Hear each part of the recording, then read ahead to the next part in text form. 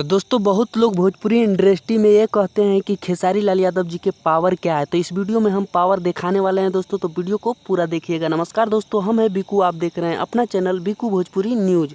तो आप लोग के बता दें दोस्तों कि आज 14 अक्टूबर है दोस्तों, और आज ही वेब म्यूजिक यूट्यूब चैनल पे इनका ट्रेलर रिलीज किया गया था दोस्तों, बोल राधा बोल का जी। इसमें मेघा श्री हीरोइनी देखने को मिलेगा दोस्तों, जो कि काफ़ी लव स्टोरी और रोमांस से भरपूर मूवी है दोस्तों। और ये मूवी 10 घंटा में मात्र 1 मिलियन व्यूज क्रॉस कर लिया है दोस्तों जी। यहाँ पर पोस्टर देख सकते हैं, कंपनी वाले ने शेयर किए हैं, जो कि 10 घंटे में 1 मिलियन प्लस व्यूज अचीव कर लिए हैं दोस्तों, और ट्रेंडिंग में भी चल रहा है दोस्तों जी।